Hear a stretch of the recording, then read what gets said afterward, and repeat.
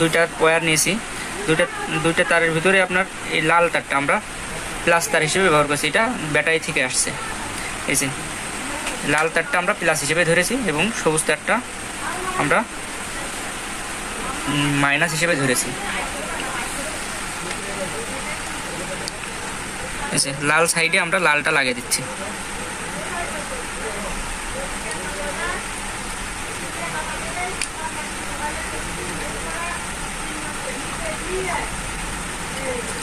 হ্যাঁ, ভালো করে দেখেন যে আমি সোর্স সাইডে লাগাইছি। যে সোর্স সাইডে ব্যাটারি যে পাশে আছে, ব্যাটারি সোর্স হিসেবে ধরেছি।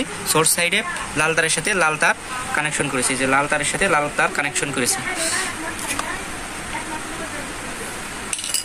এবার সোর্স সাইডে আবার কালো তারের সাথে আমাদের কালো তার বা কালো তারের সাথে আমি যে সোর্সের থেকে যে মাইনাস তার নিয়ে আসছি বা নেগেটিভ তার নিয়ে আসছি, সেই নেগেটিভ তারের সাথে এই যে সোর্স সাইডের কালো তারের সাথে জয়েন করে দিয়েছি। এই দেখেন কালো তারের সাথে জয়েন করে দিয়েছি।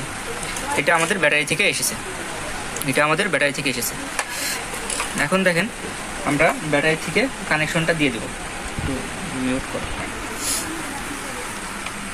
দেখেন ব্যাটারিতে কানেকশন দেওয়ার সাথে সাথে আমাদের লোড মিটারে বা ওয়াট মিটারে আমাদের শো করতেছে।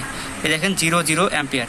ব্যাটারি ভোল্টেজ দেখাচ্ছে 13.86 বা 84 এরকম দেখাচ্ছে। ঠিক আছে, ব্যাটারি ভোল্টেজ শো করতেছে, কিন্তু বর্তমান কোনো ওয়াট নেই, তার জন্য 0 ওয়াট দেখাচ্ছে। ঠিক আছে, আচ্ছা আমরা এখন একটা লাইট লোডে দিই, দেখা যাক আমাদের কেমন অ্যাম্পিয়ার গ্রহণ করে।